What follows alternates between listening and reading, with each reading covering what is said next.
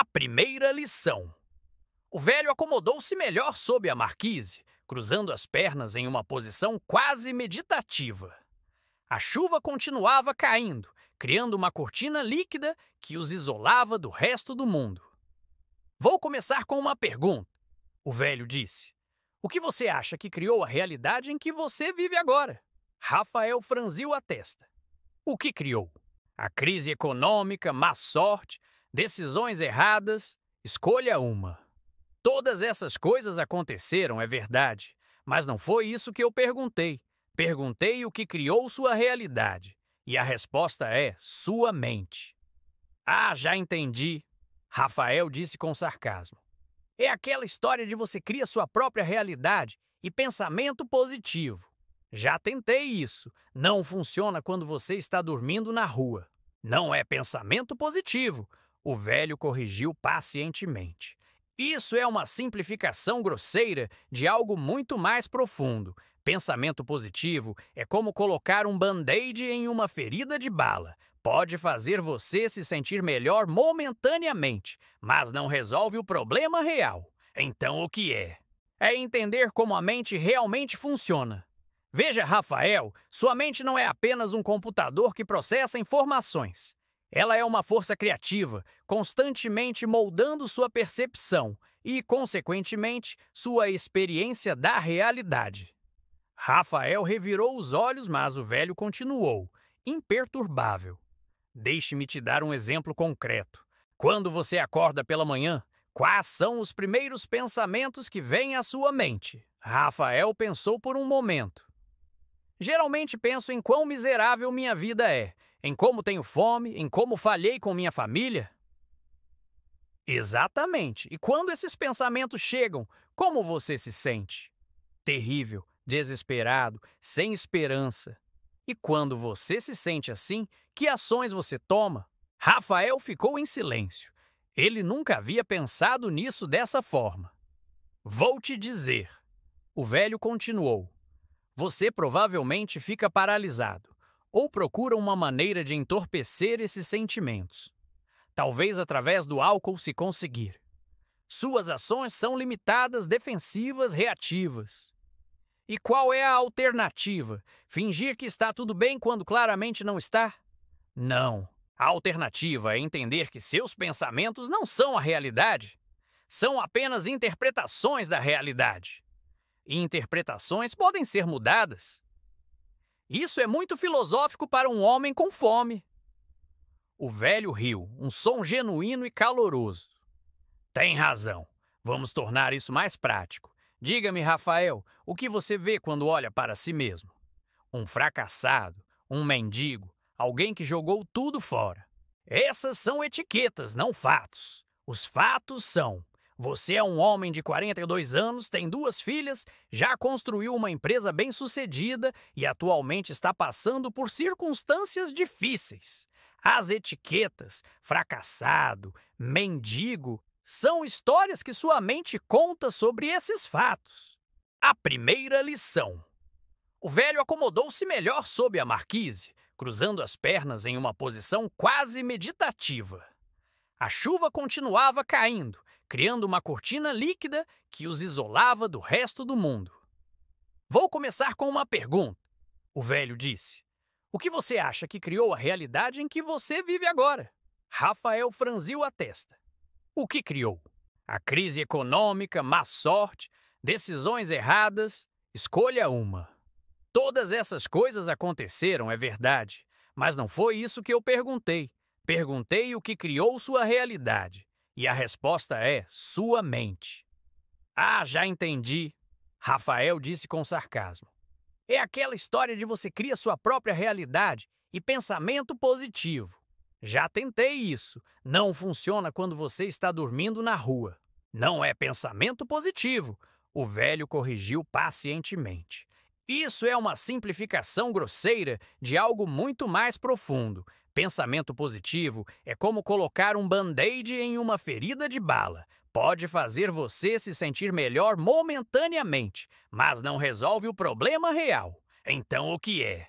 É entender como a mente realmente funciona. Veja, Rafael, sua mente não é apenas um computador que processa informações. Ela é uma força criativa, constantemente moldando sua percepção e, consequentemente, sua experiência da realidade. Rafael revirou os olhos, mas o velho continuou, imperturbável. Deixe-me te dar um exemplo concreto. Quando você acorda pela manhã, quais são os primeiros pensamentos que vêm à sua mente? Rafael pensou por um momento. Geralmente penso em quão miserável minha vida é, em como tenho fome, em como falhei com minha família. Exatamente. E quando esses pensamentos chegam, como você se sente? Terrível, desesperado, sem esperança. E quando você se sente assim, que ações você toma? Rafael ficou em silêncio. Ele nunca havia pensado nisso dessa forma. Vou te dizer.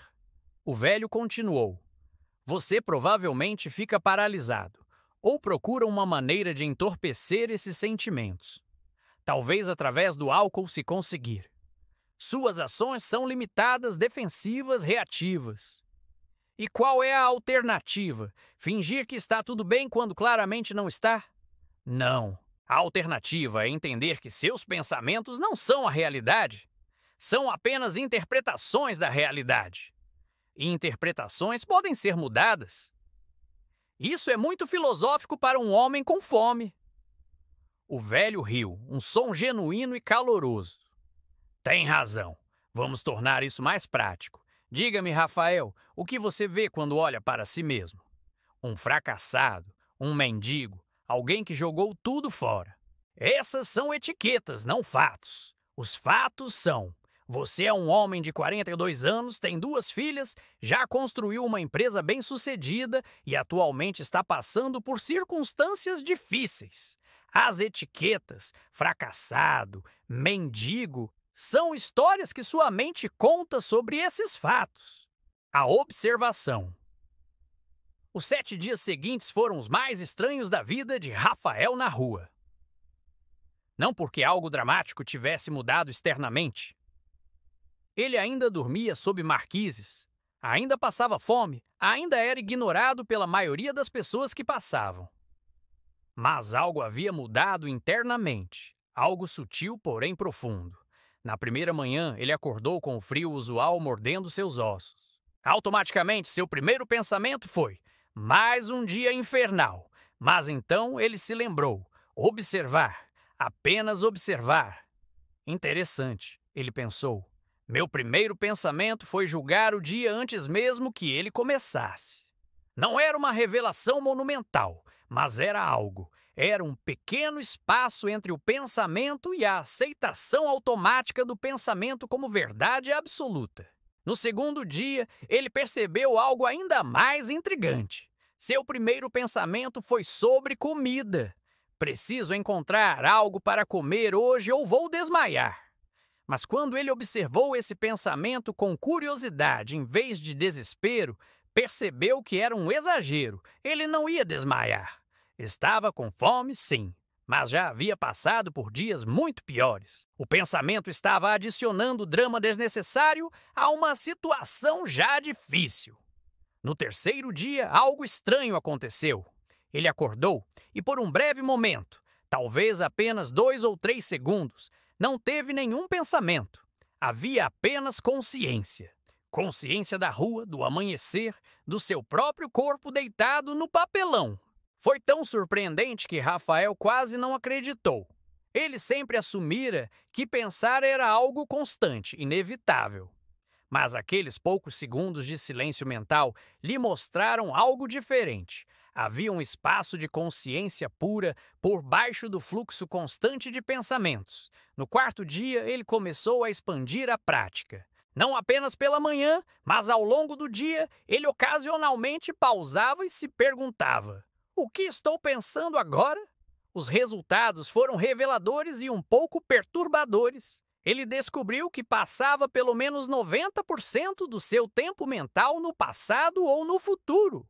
Lembranças de sua vida antiga, remoções sobre suas falhas, preocupações sobre onde dormiria na próxima semana, fantasias sobre reencontrar suas filhas, raramente, quase nunca, Sua mente estava realmente no presente momento. No quinto dia, ele teve uma epifania enquanto estava sentado em um parque, observando as pessoas passarem. Percebeu que sua mente estava constantemente narrando sua experiência. Aquela mulher é bonita. Aquele homem parece rico. Eu sou invisível para todos aqui. Mas quando ele parava a narração e apenas observava, apenas via, ouvia, sentia, a experiência era completamente diferente, mais vívida, mais real, menos filtrada pelas suas histórias e julgamentos. No sexto dia, Rafael enfrentou o seu primeiro grande teste. Ele estava pedindo comida em frente a uma padaria quando um homem de terno cuspiu nele e disse: "Arranja um emprego, vagabundo." O velho Rafael teria mergulhado instantaneamente em uma espiral de raiva e autopiedade. Teria rumido sobre aquilo por horas, cada repetição mental adicionando mais veneno à ferida. Mas desta vez ele observou seus pensamentos. Esse homem é cruel. Eu não mereço isso. Talvez eu mereça isso. Por que isso sempre acontece comigo? E ao observar esses pensamentos sem se fundir com eles, algo surpreendente aconteceu. Eles perderam seu poder. Ainda doía sim, mas a dor não o consumia. Era como se ele estivesse assistindo as ondas quebrarem na praia em vez de ser arrastado pela corrente. No sétimo dia, Rafael acordou com uma sensação estranha. Levou-lhe alguns minutos para identificar o que era. Expectativa. Ele estava pela primeira vez em anos, esperando ansiosamente por algo. Sua próxima conversa com o velho. 4. A segunda lição. O velho apareceu exatamente no horário combinado. Rafael notou que ele carregava 2 copos de café dessa vez e um saco de papel que cheirava deliciosamente a pão fresco. Trouxe o café da manhã. O velho disse sorrindo. Imagine que você tem fome. Rafael aceitou agradecido. O pão estava macio e ainda quente. Ele teve que se forçar a comer devagar, saboreando cada mordida. Então, o velho disse depois que ambos terminaram de comer. Como foi sua semana? Rafael contou suas experiências, surpreendendo-se com quanto havia para relatar. O velho ouvia atentamente, ocasionalmente assentindo, mas não interrompendo. Você fez um excelente trabalho, o velho finalmente disse quando Rafael terminou. Especialmente o incidente com o homem de terno. Isso mostra que você está começando a criar espaço entre estímulo e resposta. Espaço entre estímulo e resposta é uma das chaves mais importantes para a transformação mental. A maioria das pessoas opera no que chamo de modo reativo. Algo acontece, elas reagem automaticamente baseadas em padrões condicionados. Não há escolha consciente, apenas reação. O velho pegou um graveto do chão e começou a desenhar na poeira. Imagine que a vida é assim: estímulo, resposta. Algo acontece, você responde. Parece simples e inevitável, certo? Rafael assentiu, mas o que você está aprendendo é que na verdade é assim: estímulo, espaço, resposta. Nesse espaço, esse momento de observação consciente, reside seu poder de escolha. Você pode decidir como responder em vez de apenas reagir automaticamente. Mas o espaço é tão pequeno. No começo, sim, é minúsculo, às vezes imperceptível, mas com prática esse espaço cresce. E mesmo um pequeno espaço pode fazer uma diferença enorme nas suas escolhas e, consequentemente, na trajetória da sua vida. Rafael pensou sobre isso. Fazia sentido de uma forma que nenhuma palestra motivacional jamais havia feito. Qual é a próxima lição? Ele perguntou. A próxima lição é sobre atenção intencional. Veja, Rafael, sua mente está constantemente focando em algo. A pergunta não é se você vai prestar atenção, mas onde você vai prestar atenção. Ok. Atualmente, onde sua atenção está focada na maior parte do tempo? Rafael pensou honestamente. Em tudo que está errado, em tudo que eu perdi, em como é difícil minha vida. Exatamente, isso não é surpreendente. É natural quando você está em uma situação difícil. Mas aqui está o problema: o que você foca expande na sua experiência. Quanto mais você foca no que está errado, mais seu cérebro se sintoniza para encontrar coisas erradas. É um ciclo autorreforçante. Então você quer que eu ignore meus problemas e finja que está tudo bem? Não. Essa é uma diferença crucial. Reconhecer seus problemas é diferente de ficar obcecado por eles. Você pode estar ciente de que está com fome sem passar o dia inteiro ruminando sobre sua fome. Você pode reconhecer que dormiu na rua sem transformar isso em sua identidade completa. O velho pausou para tomar um gole de café. A próxima prática que vou te ensinar é o que chamo de caça ao tesouro diária. Todo dia, antes de dormir, quero que você identifique 3 coisas, apenas 3, que foram neutras ou positivas durante o dia. Rafael riu sem humor. 3 coisas boas em um dia vivendo na rua? Boa sorte com isso. Não disse boas, disse neutras ou positivas. Pode ser algo tão simples como: o sol brilhou por 20 minutos. Ou encontrei um banco vazio para sentar. Ou aquela criança sorriu para mim. Pequenas coisas, momentos que você normalmente ignoraria. Por quê? Como isso vai mudar alguma coisa? Porque vai começar a treinar seu cérebro para notar o que está funcionando, não apenas o que está quebrado. E quando você começa a notar essas coisas, algo fascinante acontece. Você começa a encontrar mais delas. Não porque sua situação mudou magicamente, mas porque você está sintonizando uma frequência diferente da realidade. Rafael estava cético, mas também curioso. E se eu não encontrar 3 coisas? Você vai encontrar, confie em mim, mas você precisa procurar ativamente, intencionalmente. Sua mente não vai fazer isso automaticamente no início. Você precisa dirigi-la conscientemente. Isso parece gratidão. É uma forma de gratidão, sim, mas não estou pedindo que você se sinta grato por estar na rua. Estou pedindo que você treine sua atenção para ver a imagem completa da sua experiência. Não apenas os aspectos negativos que sua mente automaticamente prioriza. Rafael olhou para o chão processando. Sabe o que é estranho? Essa semana, apenas observando meus pensamentos, eu já notei algumas coisas assim. Tipo, eu encontrei um cobertor que alguém descartou e estava quase novo. Ou aquela mulher que me deu não apenas moedas, mas uma nota de R$ 10. Mas minha mente mal registrou essas coisas. Estava ocupada demais reclamando. Exatamente, o velho disse com entusiasmo. Você está começando a ver. Sua mente tem um viés negativo porque, evolutivamente, isso nos manteve vivos.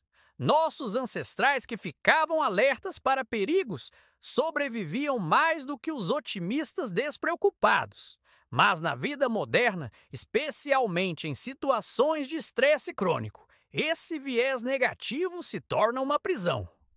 Então, como eu mudo isso? Praticando, consistentemente, todos os dias, 3 coisas neutras ou positivas. Escreva se puder conseguir papel e caneta.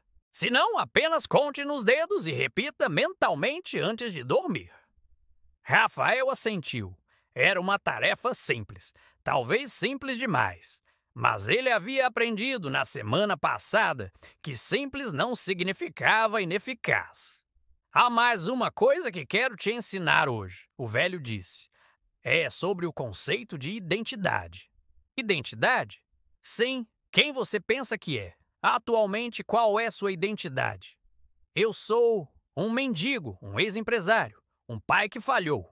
Essas são suas etiquetas atuais. Mas etiquetas não são identidade. Etiquetas são apenas descrições temporárias de circunstâncias ou papéis. Identidade é algo mais profundo. É a história que você conta sobre quem você é fundamentalmente. O velho se inclinou para frente. Aqui está algo poderoso.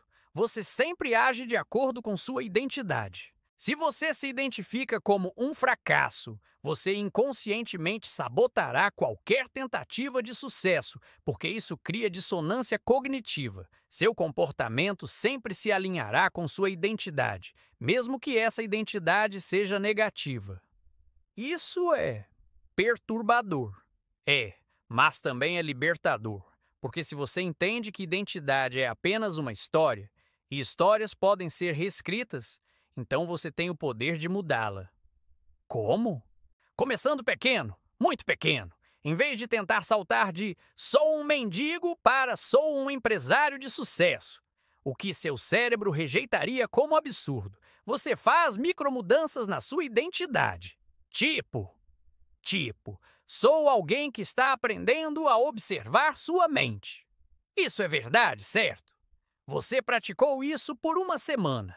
Ou, sou alguém que está trabalhando em sua transformação. Essas são identidades baseadas em ações que você está realmente tomando, não fantasias. Rafael sentiu algo se acender dentro dele. Essas frases eram verdadeiras. Ele estava observando sua mente. Ele estava trabalhando em sua transformação, mesmo que fosse de maneira pequena. Veja, o velho continuou. Identidade não é sobre onde você está, mas sobre a direção que você está seguindo. Você pode estar fisicamente na rua, mas mentalmente em um caminho de crescimento. Essas duas coisas podem coexistir.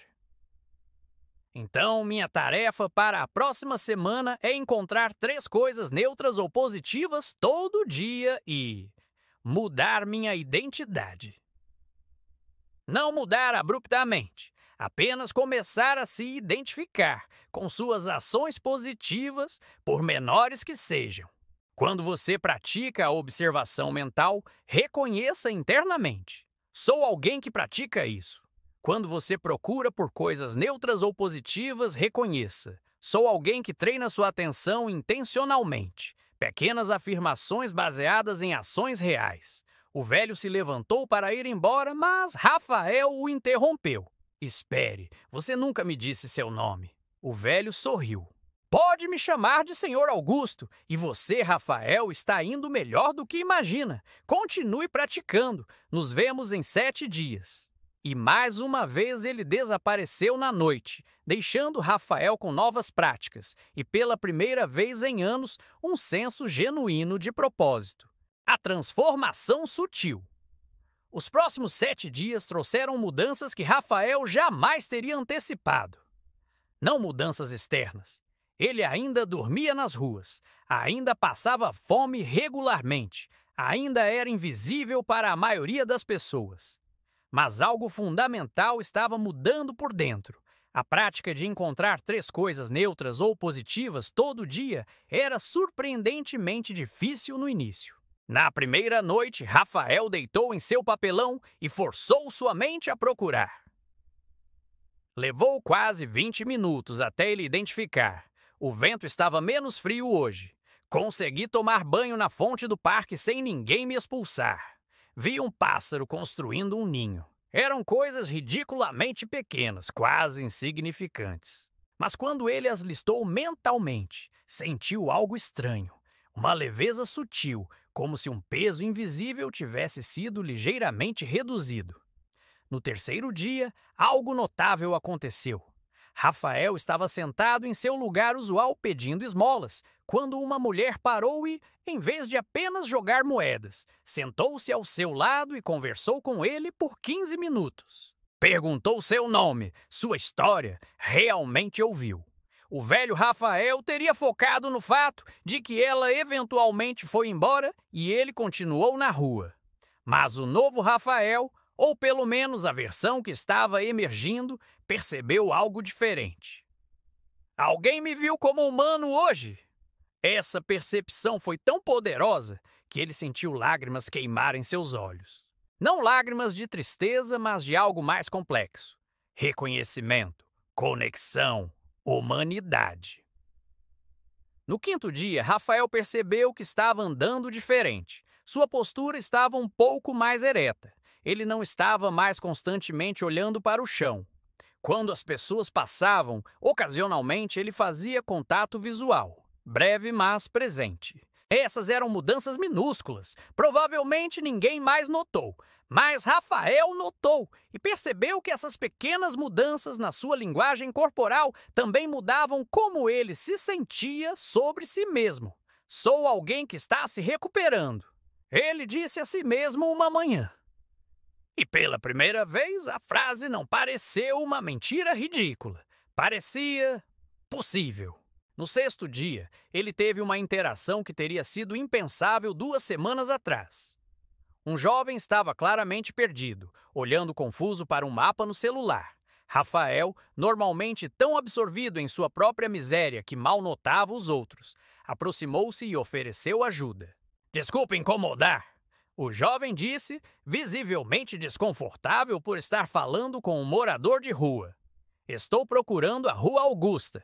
Rafael deu instruções claras e detalhadas. O jovem agradeceu, hesitou e então deu a Rafael R$ 10 antes de ir embora rapidamente. Mas o que marcou Rafael não foi o dinheiro, foi o fato de que ele havia oferecido ajuda. Havia se conectado com outro ser humano, como um igual, não como um pedinte ou uma vítima. Havia, por um breve momento, sido útil. Essa noite, suas 3 coisas foram fáceis de encontrar. No 7º dia, Rafael acordou e percebeu que não havia automaticamente mergulhado em pensamentos de autopiedade. Seu primeiro pensamento foi: vou encontrar o Sr. Augusto hoje. Era expectativa, era antecipação. Eram emoções que ele não sentia há tanto tempo que quase as havia esquecido. O poder da pergunta. Sr. Augusto apareceu pontualmente, como sempre. Dessa vez trouxe sanduíches de carne e 2 garrafas de água. Você parece diferente, ele observou enquanto entregava a comida a Rafael. Sinto-me diferente, Rafael admitiu. Não sei explicar exatamente. Nada mudou realmente, mas tudo parece um pouco diferente. Isso é chamado de mudança de perspectiva. É um dos primeiros sinais de que a transformação mental está enraizando. Conte-me sobre suas 3 coisas diárias. Rafael compartilhou suas experiências. Falou sobre a mulher que conversou com ele, sobre ajudar o jovem perdido, sobre os pequenos momentos de beleza ou conforto que começou a notar. Sr. Augusto ouvia com atenção, ocasionalmente assentindo. Quando Rafael terminou, o velho sorriu amplamente. Excelente trabalho! Você está começando a expandir sua consciência além do túnel estreito do sofrimento. Isso é fundamental. Mas agora está pronto para a próxima lição, que é talvez a mais poderosa de todas. Estou ouvindo. Esta lição é sobre o poder das perguntas. Veja, Rafael, sua mente é fundamentalmente uma máquina de resolver problemas. Ela sempre está buscando respostas. Mas aqui está o segredo. A qualidade das suas respostas depende diretamente da qualidade das suas perguntas. Rafael franziu a testa. Pode explicar melhor? Claro. Me diga que perguntas você costuma fazer a si mesmo. Rafael pensou. Coisas como: por que isso aconteceu comigo? Como eu fui tão estúpido? Por que ninguém se importa? Como vou sair dessa situação? Exatamente. E veja, essas perguntas não são necessariamente ruins, mas elas estão focadas no problema, não na solução. E perguntas focadas no problema geram respostas que reforçam o problema. Tipo quando você pergunta por que isso aconteceu comigo, sua mente vai buscar todas as razões pelas quais você é uma vítima. Vai encontrar evidências de má sorte, injustiça, fracasso pessoal, vai reforçar a narrativa de impotência. Rafael sentiu um arrepio. Era exatamente o que acontecia. Quando você pergunta como eu fui tão estúpido, sua mente vai catalogar todos os seus erros, todas as suas falhas. Vai te fazer sentir pior, não melhor. Não vai te dar insights construtivos, apenas autoflagelação. Então, que perguntas eu deveria fazer? Sr. Augusto se inclinou para a frente, seus olhos brilhando com intensidade. Perguntas que direcionam sua mente para possibilidades, recursos e soluções. Por exemplo, em vez de "por que isso aconteceu comigo?", pergunte "o que posso aprender com essa situação?"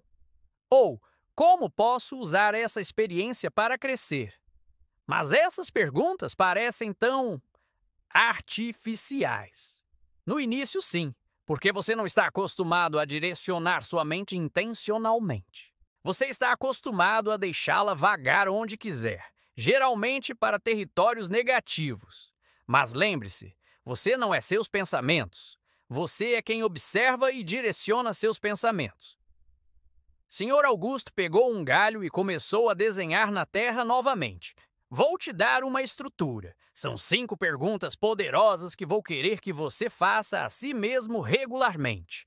Você não precisa fazer todas de uma vez, mas comece a incorporá-las em sua reflexão diária. Ele escreveu na terra: o que está funcionando na minha vida agora, mesmo que pequeno? Que recursos eu ainda possuo, internos ou externos?